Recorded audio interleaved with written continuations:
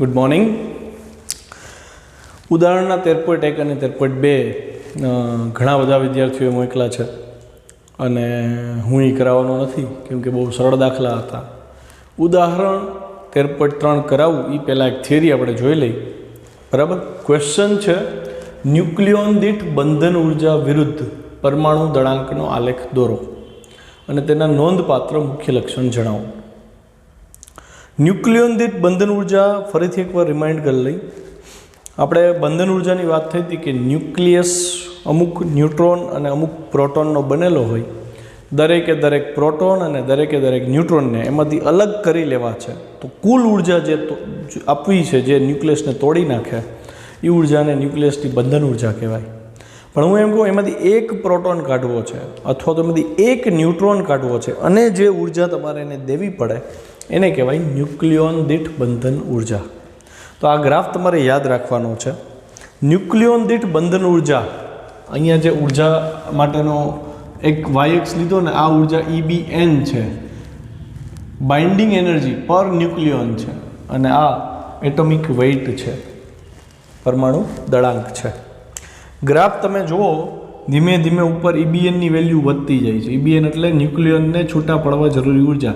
વળી અહીંથી એક નાનકડું બ્રેકડાઉન આવે, ઉપર ચડે ઘટે અને છેલ્લે તમે જોઈ શકો અહીંથી લગભગ સરખું આવતું હોય ને એવું લાગે.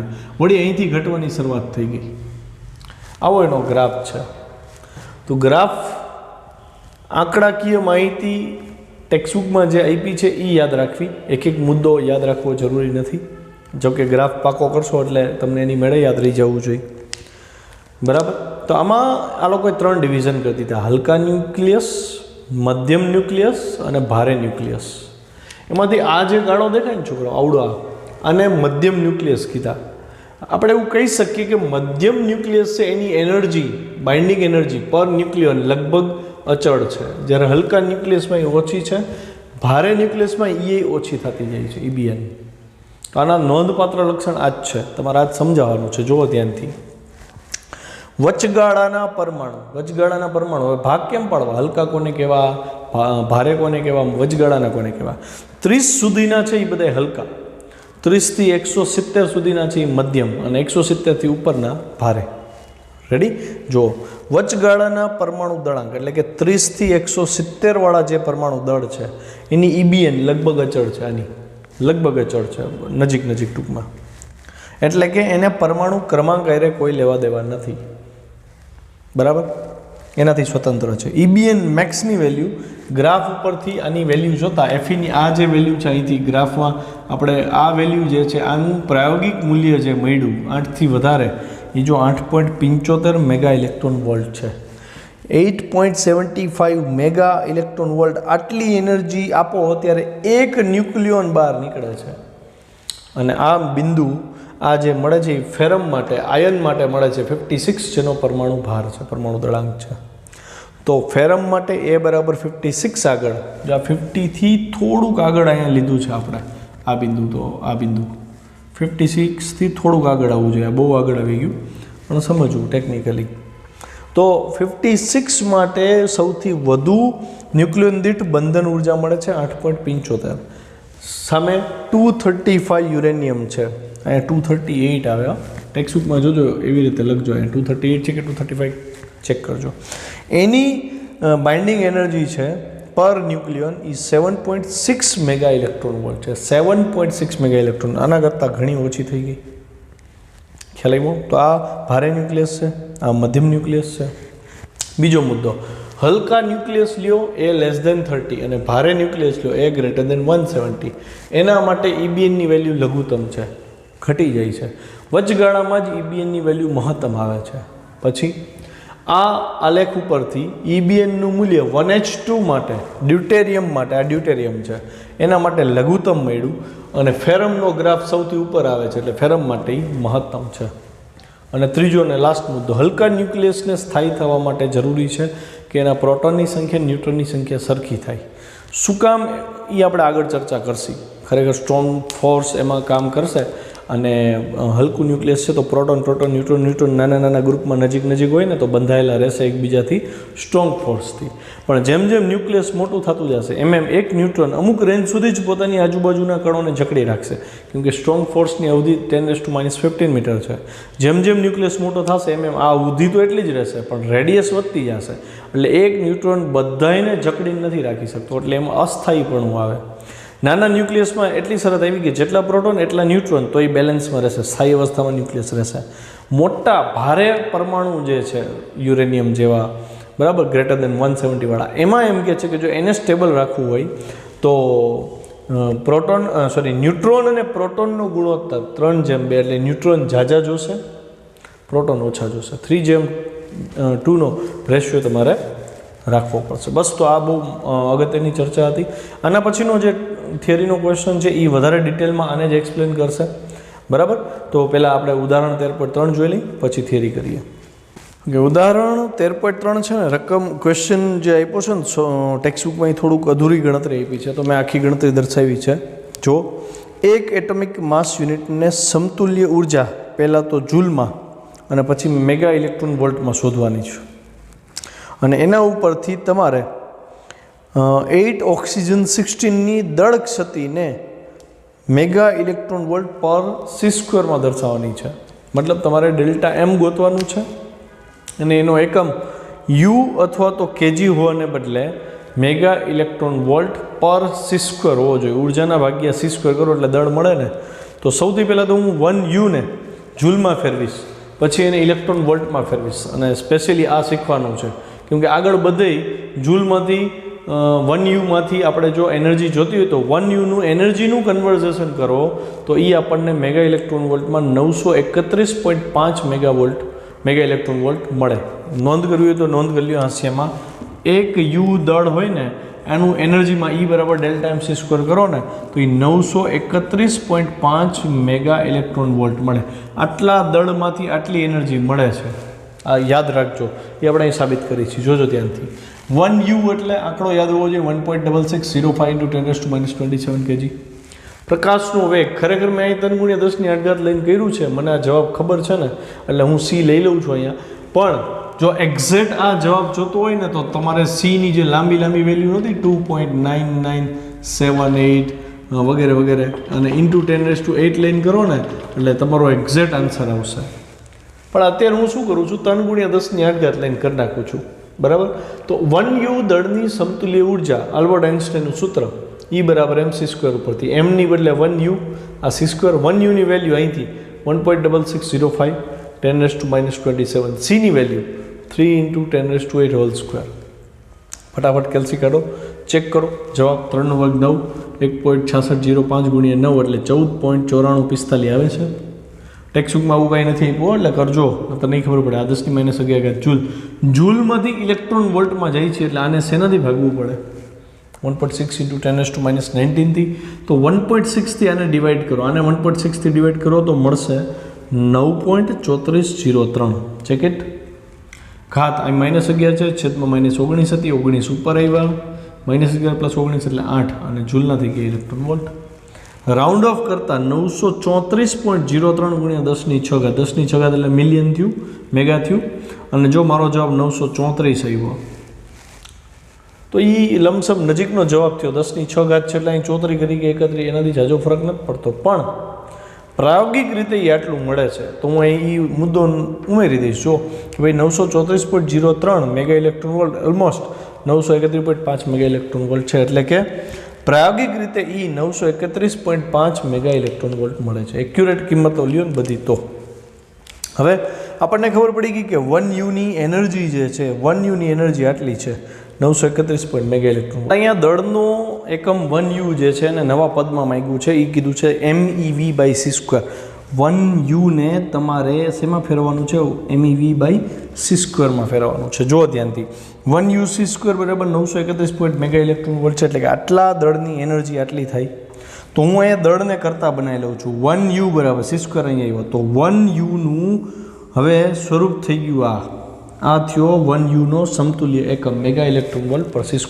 તમને કીધું છે ઓક્સિજનની દળ તૂટી જે આવે, દળ ક્ષતિ જે આવે એ તમારે આ પદમાં મીન્સ કે યુના પદમાં ગોતવાની છે. તો આપણે શું કરશી, યુના પદમાં ગોતી લેશી, પછી 1u ને બદલે આખું મૂકી દેશી, એટલે તમને MeV/c² વાળી વેલ્યુ મળે. જુઓ, ઓક્સિજનનું પ્રાયોગિક દળ એમાં આપ્યું નથી, પણ મોટે ભાગે ક્વેશ્ચન જ્યારે પરીક્ષાઓમાં પૂછાય છે ને ત્યારે આવા દળ આપી દીધા હોય છે, બરાબર. છતાં યાદ રહેતું હોય તો વધારે સારું.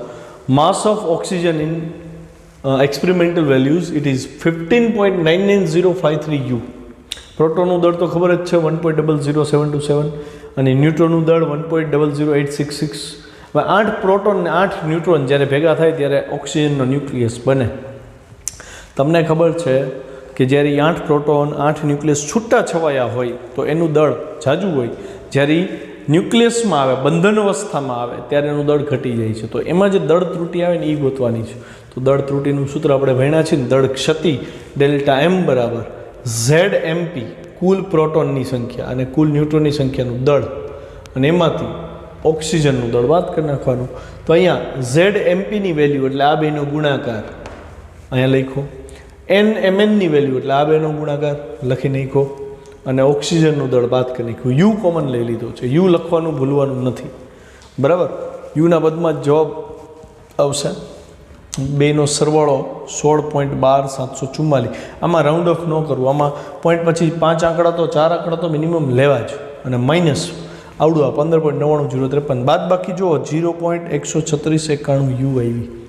આ દળ ક્ષતિ થઈ યુના પદમાં આવી. તમને કીધું છે મેગા ઇલેક્ટ્રોન વોલ્ટ પર c² ના પદમાં.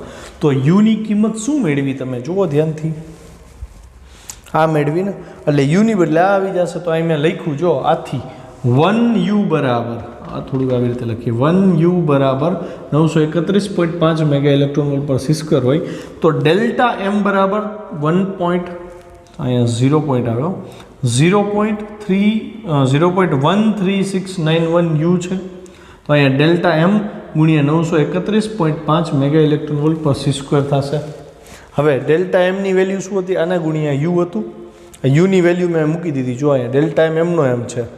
ΔMની વેલ્યુ 0.13691, યુની વેલ્યુ આ મૂકી દીધી, એટલે હવે આ બેનો ગુણાકાર કરો તો ગુણાકાર આવ્યો 127.5 મેગા ઇલેક્ટ્રોન વોલ્ટ પર c². તો આ દળ છે છોકરા, ઉર્જા નથી. આના ઉપરથી બંધન ઉર્જા મળી જાય. જો આ નોંધ કરીને લખજો, ઓક્સિજનની બંધન ઉર્જા EB બરાબર શું થાય, ΔMc². ΔM તમને આટલું મળ્યું 127.5 મેગા ઇલેક્ટ્રોન વોલ્ટ પર c², અને એને ગુણ્યા c² ઉડી ગયા, એટલે આ બંધન ઉર્જા થઈ. ઓક્સિજનને તોડી નાખવું હોય ને, એક ન્યુટ્રોન એક પ્રોટોન છૂટો પાડી દેવું તો આટલી એનર્જી આપો એટલે ઓક્સિજન તૂટી જશે. ક્લિયર છે આટલું? હવે આગળ ક્વેશ્ચન 12 છે. ન્યુક્લિયોન દીઠ બંધન ઉર્જા વિરુદ્ધ પરમાણુ દળાંકનો આલેખ જે આપણે ભણ્યા એના જે મુખ્ય લક્ષણો આપણે જોયા એમાંથી તમારે નિષ્કર્ષ તારવવાના છે. જો કેવી રીતે આનું ઇમ્પોર્ટન્સ છે ને એ તમે આખો ક્વેશ્ચન પૂરો થશે ને ત્યાં સુધી સમજી જશો એ આલેખ કેટલો જરૂરી છે. આપણે એમાં શીખાતા EBN વર્સિસ NO ગ્રાફ, કે ભાઈ પરમાણુ દળ અને બાઇન્ડિંગ એનર્જી છે પર ન્યુક્લિયોન જે છે એ કેવી રીતે એકબીજાથી જોડાયેલી છે, કેવી રીતે ન્યુક્લિયર વિખંડન કોનું થશે, કોનું ન્યુક્લિયર સંલયન કરવું, કેવી રીતે ઉર્જા ઉત્પન્ન કરી શકાય, એ બધું આ થિયરીમાં જોવા મળશે. હાઇડ્રોજન બોમ્બ કયા સિદ્ધાંત ઉપર કામ કરે છે, પરમાણુ બોમ્બ કયા સિદ્ધાંત ઉપર કામ કરે છે, સૂર્યમાંથી ઉર્જા કયા સિદ્ધાંત ઉપર મળે છે, બધું આમાં આવી જશે. તો બહુ કેરફુલ રહી શબ્દ પકડજો. જ્યાં તકલીફ લાગે, ડાઉટ લાગે જે મુદ્દામાં અહીંયા મને ફોન કરજો. ઓકે, જો પેલું ન્યુક્લિયર બળ માત્ર આકર્ષી બળ છે એવું તારણ મળ્યું, કેમ કે પ્રોટોન તો એકબીજાને અપા કરશે અને એનાથી તો અસ્થાયીપણું વધી જવું જોઈએ, પણ પ્રોટોન બહાર નથી નીકળી શકતા ન્યુક્લિયસની. એનો મતલબ એવું જજમેન્ટ આપ્યું કે પ્રોટોન વચ્ચે જે વિદ્યુત બળ લાગે છે એના કરતાં વધારે બળ કંઈક હોવું જોઈએ, સ્ટ્રોંગ બળ, અને એને આગળ જતાં ન્યુક્લિયર બળથી ઓળખવામાં આવ્યું, જેની અવધિ ફર્મીમાં હતી. પછી ખબર પડી કે પ્રોટોન એકબીજાને એટ્રેક્ટ કરે છે, એવી રીતે પ્રોટોન ન્યુટ્રોનને એટ્રેક્ટ કરે છે, ન્યુટ્રોન પણ એકબીજાને એટ્રેક્ટ કરે છે. એ બળ ન્યુક્લિયર બળ છે, લઘુ અંતરીય બળો છે, અને એ બળને લીધે જ ન્યુક્લિયોન દીઠ બંધન ઉર્જા ઉત્પન્ન કરવા માટે જવાબદાર બળ બન્યું. મતલબ પ્રોટોન અને બીજો પ્રોટોન સ્ટ્રોંગ ફોર્સથી જકડાયેલા છે. હવે તમારે આ પ્રોટોનને ખેંચીને બહાર લઈ જવો છે તો એ બે વચ્ચે જે એટ્રેક્શન હતું એ તોડવું પડે ને. એટલા માટે ન્યુક્લિયોન દીઠ જે ઉર્જા મળે છે, જે બંધન ઉર્જા આપણને આંકડો મળે છે, એ આંકડો એ બળ ઉપર આધારિત છે. પછી બીજો મુદ્દો જો, ન્યુક્લિયર બળ લઘુઅંતરીય બળ છે. બરાબર. તો જે મધ્યમ સાઇઝના ન્યુક્લિયસ હતા ને 30 થી 170 વાળામાં, એમાં અંતર ફિક્સ છે. બરાબર છે. 30 થી 170 છે એટલે પરમાણુમાં બહુ ઝાઝા ચેન્જીસ નથી આવતા, માઇનોર નાના નાના ચેન્જીસ આવે છે. એના લીધે EBNના મૂલ્યમાં ઝાઝો ફરક નથી પડતો. મતલબ સમજો કે ભાઈ આ 30નું ન્યુક્લિયસ છે અને આ 170નું ન્યુક્લિયસ છે. તો તમને એક વસ્તુ સમજાવું કે પ્રોટોન છે ને, પ્રોટોન એ ચોક્કસ રેન્જમાં સ્ટ્રોંગ ફોર્સ લગાડે. અને એ રેન્જ કેટલી? તો કે 10⁻15 મીટર જેટલી. તો આ પ્રોટોનથી આટલા અંતરનું એક સર્કલ ઇમેજિન કરો. એની આજુબાજુ બીજા જેટલા પણ પ્રોટોન હશે કે જેટલા પણ ન્યુટ્રોન હશે, એ બધાને એ પ્રોટોન બાંધીને રાખે છે. સમજાણું? તો આવા જે 30 થી 170 વાળા જે એટમ્સ છે, એના જે ન્યુક્લિયસ છે, એની જે સાઇઝ મળી ને એ ઓલમોસ્ટ આની નજીક જ મળે છે. મતલબ અહીંયા રહેલો પ્રોટોન, અહીંયા રહેલા પ્રોટોનને આ બે વચ્ચે લગભગ આટલું અંતર હોય છે. એટલે આ પ્રોટોન આને બાઇન્ડ કરીને રાખે, પકડી રાખે છે. એટલે સ્ટેબિલિટી શું કરે? વધારી દે છે, છટકવા નથી દેતો બારે. બરાબર. હવે ઇમેજિન કરો હું એકદમ ભારે ન્યુક્લિયસમાં આવું. ભારે ન્યુક્લિયસમાં આવીએ તો શું થાય ખબર છે? તો કે ભારે ન્યુક્લિયસની અંદર એક પ્રોટોન અહીંયા છે તો બીજો પ્રોટોન અહીંયા છે. આ બે વચ્ચેનું જે અંતર છે આના કરતાં વધારે થઈ જાય છે. આના કરતાં અંતર વધશે એટલે આ પ્રોટોન આને અસર નહીં કરે, પણ આ પ્રોટોન પોતાનું જ એક સર્કલ રચશે અહીંયા, અને એમાં કોઈ ન્યુટ્રોન રહેલો છે કે કોઈ પ્રોટોન રહેલો, તો એ એકબીજાને બાંધી રાખશે. આ પ્રોટોન પોતાનું સર્કલ બનાવશે, એ વળિયાને બાંધશે. મતલબ વાયા એ બધા જોડાયેલા છે આવી રીતે. પણ એવું નહીં કે એક પ્રોટોન છે ન્યુક્લિયસમાં જેટલા પ્રોટોન છે બધા સાથે બળ અનુભવે નહીં. મોટા ન્યુક્લિયસમાં એની લિમિટ આવી જાય છે. ભાઈ ચોક્કસ અંતર સુધી એ ટ્રેક કરીને રાખી શકે. જ્યારે મધ્યમ ન્યુક્લિયસમાં શું થાય છે? તો કે મધ્યમ ન્યુક્લિયસમાં ઓલમોસ્ટ બધાય પ્રોટોન, બધાય ન્યુટ્રોન એકબીજા હારે એટ્રેક્શનથી જોડાયેલા. નાના ન્યુક્લિયસમાં શું થાય? તો કે નાના ન્યુક્લિયસમાં એ વધારે પડતા નજીક આવી જાય. તો સ્ટ્રોંગ બળ છે ને એ 1 ફર્મીથી ઓછા અંતરે જો ચર્ચા કરવામાં આવે તો એ અપાકર્ષી બળ બની જાય. ટેક્સ્ટબુકમાં ઉલ્લેખ નથી, પણ આગળ જો ફિઝિક્સમાં ભણશો તો આવશે કે સ્ટ્રોંગ બળ અગર 1 ફર્મીથી ઓછા અંતરે જોવામાં આવે તો એપાકર્ષી બને છે. મતલબ નાનું ન્યુક્લિયસ હશે તો પાછું અપાકર્ષણ પ્રોટોનમાં વધી જાય. એટલે એ બને ત્યાં સુધી આ અંતર મેન્ટેન કરીને રાખે છે. ખ્યાલ આવી ગયો? તો અહીંયા જે મુદ્દો કીધો ને તમને કે ભાઈ આવડા ન્યુક્લિયર બળ લઘુઅંતરીય છે, અને એને લઘુઅંતરીય હોવાને લીધે 30 થી 170 વાળા જેટલા પણ પરમાણુ, મધ્યમ અવસ્થાવાળા જેટલા પણ ન્યુક્લિયસ છે, એમાં EBN જે છે ન્યુક્લિયર દીઠ બંધન ઉર્જા છે, એમાં ઝાઝો ફરક નથી પડતો. કેમ? તો કે બધા એકબીજાને સમાન રીતે સ્ટ્રોંગ ફોર્સ લગાડે છે, સમાન રીતે સ્ટ્રોંગ ફોર્સ લાગે છે. તો એ સ્ટ્રોંગ ફોર્સ તોડવા માટે સમાન ઉર્જાની જરૂર પડે, મુક્ત ઉર્જા, બંધન ઉર્જાની. ઓકે. હવે મોટા ન્યુક્લિયસમાં એક ન્યુક્લિયોન પોતાની અવધિમાં રહેલા, અવધિ એટલે આ મોટું ન્યુક્લિયસ, તો એક ન્યુક્લિયસ હું અહીંયા દર્શાવું, ધારો કે આ પ્રોટોન છે અથવા તો ન્યુટ્રોન દર્શાવી શકો, તો એની જે અવધિ હશે એ અવધિમાં રહેલા પ્રોટોનને કે ન્યુટ્રોનને જે એટ્રેક્ટ કરી શકશે, એનાથી વધારે દૂર હશે એને એ કાંઈ અસર કરી શકતા નથી. જો એ પોતાની અવધિમાં રહેલા ન્યુક્લિયન પર જ બળ લગાડે છે, બાકીના દૂરના ઉપર એ કાંઈ બળ લગાડતું નથી. મતલબ મારે જો આ ન્યુટ્રોનને બહાર કાઢવો હોય તો આ પ્રોટોન, આ ન્યુટ્રોન, અહીંયા બીજા જે કંઈ પ્રોટોન, ન્યુટ્રોન, આ રેન્જમાં જેટલા ન્યુટ્રોન પ્રોટોન હશે એણે જેટલું એટ્રેક્શન આને દીધું હશે એ જ બળ તોડવું પડશે મારે પછી આ બધાયનો હિસાબ કરવાની જરૂર નથી. કેમ? તો કે અહીંયા રહેલો ન્યુટ્રોન કે પ્રોટોન આને બળ જ નથી લગાડતો, તો બળ લગાડતો નથી તો મારે એ બળ તોડવાની જરૂર એ ન પડે ને. સમજો પડે? મતલબ મોટા ન્યુક્લિયોનમાં શું થાય? તો કે ન્યુક્લિયોન દીઠ ઉર્જા ઘટી જાય. સમજાણું? જ્યારે આમાં તો કે ન્યુક્લિયન દીઠ આ બધા લગભગ નજીક જ છે, અને એક પ્રોટોન બાકીના બધા ઉપર સમાન રીતે બળ લગાડતો હોય, તો અહીંયા ન્યુક્લિયર ઉર્જા બધાની સરખી રહેશે, બંધન ઉર્જા. બરાબર? એટલે બાકીના દૂરના ઉપર એ બળ લગાડતો નથી. હવે માની લ્યો કે ધારો કે કોઈ ન્યુક્લિયરની અવધિની અંદર P પાડોશી છે, તો હું આંકડાકીય રીતે લઈ લઉં કે ભાઈ આ મોટું ન્યુક્લિયસ છે. બરાબર? મોટું ન્યુક્લિયસ હું તમને એક આપું, આ મોટું ન્યુક્લિયસ છે. અહીંયા મેં એક ન્યુટ્રોન લીધો, ચલો આ ન્યુટ્રોન છે, એની અવધિ આ દોર લીધી આપણે, ભાઈ આ એની અવધિ છે. આની અંદર હિસાબ કરતાં આપણને જોવા મળ્યું 10 ન્યુક્લિયોન છે. તો આ ન્યુટ્રોનને તોડવું હોય તો તમારે 10 ન્યુક્લિયોનના બળને જ ધ્યાનમાં લેવું પડે, બાકીનાને કન્સિડર કરવાની જરૂર નથી, કેમ કે એને એટ્રેક્શન જ નથી લગાડતા. ખ્યાલ આવ્યો? જો ધારો કે કોઈ ન્યુક્લિયનની અવધિની અંદર પી, જ્યાં મેં 10 કીધું આ પી પાડોશી છે, તો તેની બંધન ઉર્જા, આને તોડવાની બંધન ઉર્જા આ આંકડાના સમપ્રમાણમાં છે. ધારો કે પી કે, તો પી આંકડો છે અને કે એની ઉર્જા છે, ગતિ ઉર્જા, એનું પારિમાણિક સૂત્ર કે એનું ઉર્જા જેવું હશે.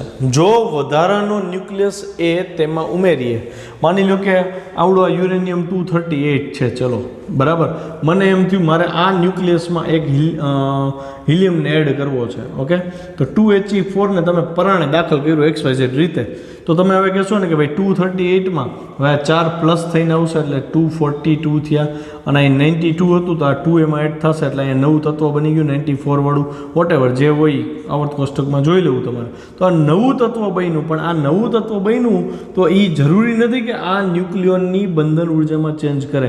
કેમ? તો કે એ તો એની રેન્જમાં કેટલા હતા? 10. એ એની ઉપર જ અસર કરશે. અને બીજું કે જે તમે દાખલ કરશો એ તો બારે આવશે, જ્યારે આ ક્યાં રહેલો છે? તો કે સેન્ટરમાં અંદર રહેલો હશે. સમજાણું? તો મોટા ન્યુક્લિયસમાં અંદરની બાજુ જેટલા ન્યુટ્રોન કે પ્રોટોન રહેલા છે એની બંધન ઉર્જામાં બહારથી નવો ન્યુક્લિયસ દાખલ કરો તો કાંઈ ફરક પડતો નથી. કેમ? તો કે ન્યુક્લિયસની સાઇઝ જ એવડી મોટી છે કે બહાર સપાટી ઉપર કોઈ અગર નવો ન્યુક્લિયન એડ થાય છે કે રિમૂવ થાય છે તો એની અંદર કંઈ અસર પહોંચતી જ નથી, કેમ કે લઘુ અંતરીય બળ છે. કોન્સેપ્ટ ક્લિયર થાય છે ને? જો વધારાનો ન્યુક્લિયસ એ ઉમેરીએ તો તે અંદરના ન્યુક્લિયોન માટે EBN વધારતા નથી, મતલબ ન્યુક્લિયોન દીઠ બંધન ઉર્જા વધતી નથી. મોટા ન્યુક્લિયસમાં મોટા ભાગના ન્યુક્લિયોન સપાટીને બદલે અંદર હોવાથી EBNમાં ફેરફાર અતિ સૂક્ષ્મ હોય છે, મતલબ મોટા ભાગના ન્યુક્લિયોન અંદર જ આવી જશે એટ્રેક્શનને લીધે. હવે તમે બહારથી નવો ન્યુક્લિયસ એડ કરશો તો આની બંધન ઉર્જામાં બહુ નાનો ફેરફાર થશે, ન્યુક્લિયોન દીઠ બંધન ઉર્જામાં બહુ નાનો ફરક પડશે. મતલબ જેમ મોટો ન્યુક્લિયસ ગ્રેટર દેન 170 એમ એની બંધન ઉર્જા પ્રતિ ન્યુક્લિયોન ઘટતી જશે. તો એનો મતલબ આપણે ગ્રાફ દોર્યો તો એ ગ્રાફમાં ફેરમની ન્યુક્લિયોન દીઠ બંધન ઉર્જા સૌથી વધારે હતી, યુરેનિયમની કેટલી હતી? 238 માટે તો એ કંઈક 7 સમથિંગ હતી, 7.67 કે 76 હતી. જો તો એનો મતલબ એવો થયો કે જેમ ન્યુક્લિયસ મોટું થતું જાય એમ એની બંધન ઉર્જા પ્રતિ ન્યુક્લિયોન ઘટતી જાય.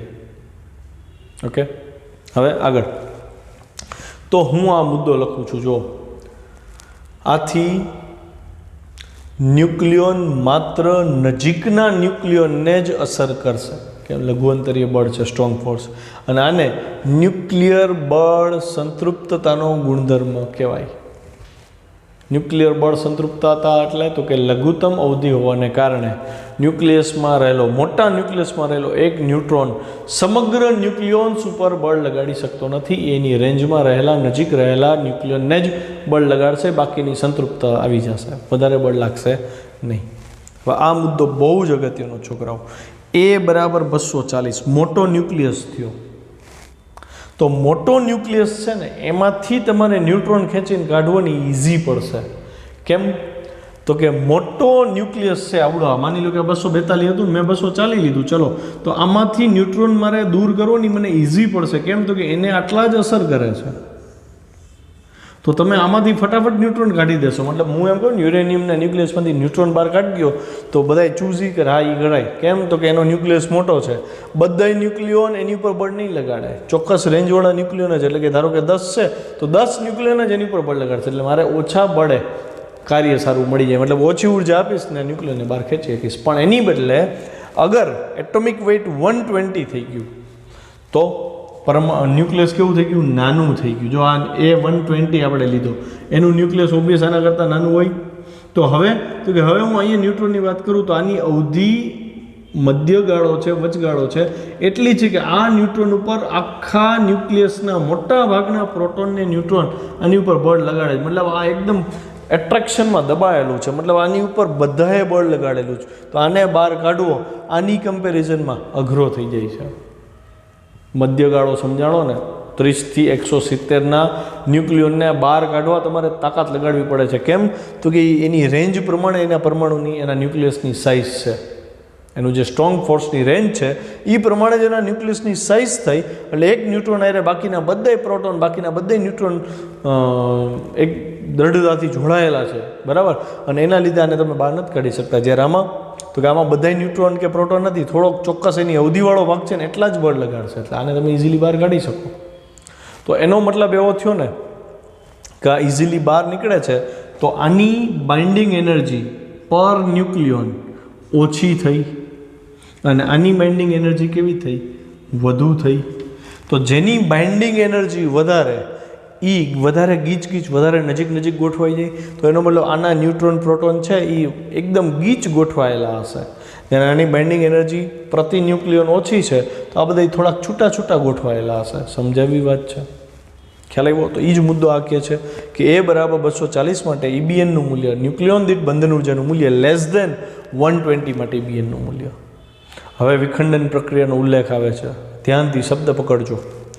ધારો કે એ બરાબર 240નો એક ન્યુક્લિયસ છે, કોઈ પણ 240 એનો પરમાણુ દળાંક છે. આનું વિખંડન કર્યું તમે અને બે સરખા ન્યુક્લિયસ બની ગયા. ધારો કે એ બરાબર 120ના બે ન્યુક્લિયસ બન્યા, મતલબ આના બે સરખા ભાગ કરી દીધા. આ 240 હતું, એના એક 120, બીજું 120, બે ભાગ પાડી દીધા.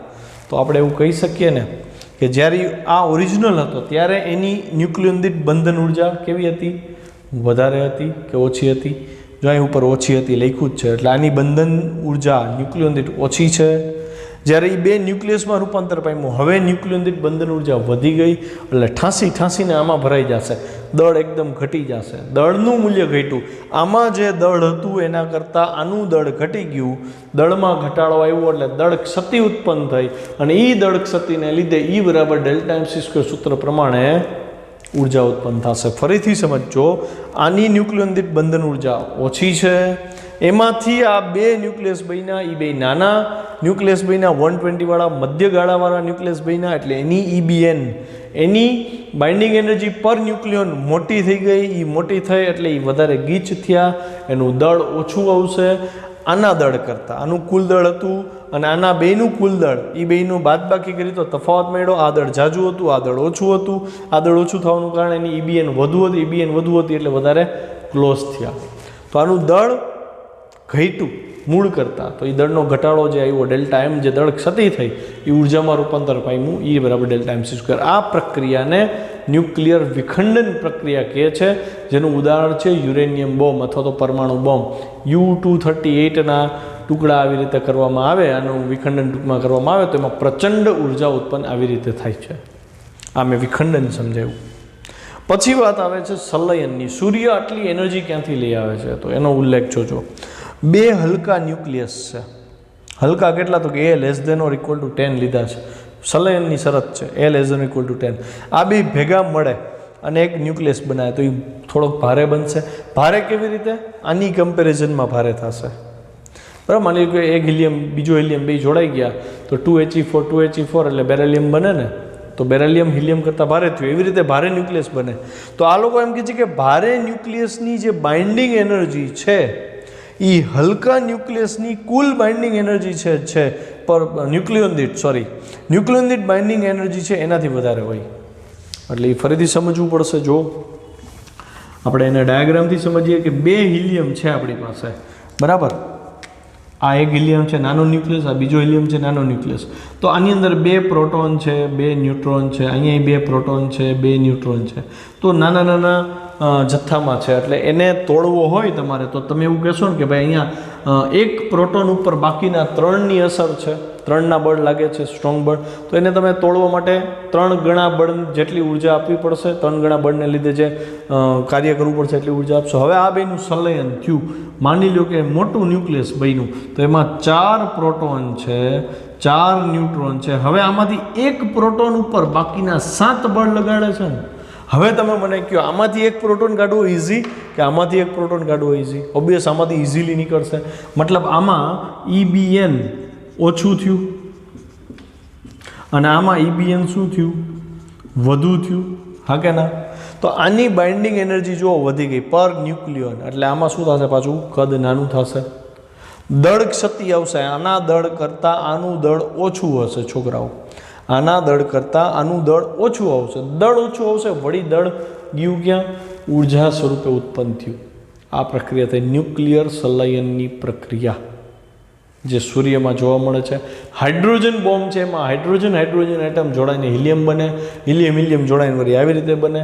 તો આ પ્રક્રિયા સતત ચાલતી રહે અને એમાંથી પુષ્કળ ઉર્જા મળે. જો બે હલકા ન્યુક્લિયસ ભેગા મળી એક ન્યુક્લિયસ બનાવે તો ભારે ન્યુક્લિયસની ન્યુક્લિયોન દીઠ બાઇન્ડિંગ એનર્જી હલકા ન્યુક્લિયસની કુલ ઇબીએનથી વધુ હોય છે. એટલે કે ભારે ન્યુક્લિયસ હલકા કરતાં વધારે ઠાંસીને ભરેલો હોય, વધારે ગીચ હોય, તો એને તોડવા જાજી ઉર્જા આપવી પડે. તો એનો મતલબ એની બંધન ઉર્જા મોટી થઈ ગઈ. તેથી આ ઘટનામાં ઉર્જાનું ઉત્સર્જન થાય. એટલે કે ન્યુક્લિયર સંલયન થશે. એ ઘટના ન્યુક્લિયર સંલયન નામે, દાખલા તરીકે હાઇડ્રોજન બોમ્બ અને સૂર્યની ઉર્જા છે ને. મસ્ત ટોપિક. હું એવું ઈચ્છું છું કે આખું એક્સપ્લેનેશન છે ને 2 કે 3 વાર જો, એટલે તમને આખો કોન્સેપ્ટ ક્લિયર થઈ જશે.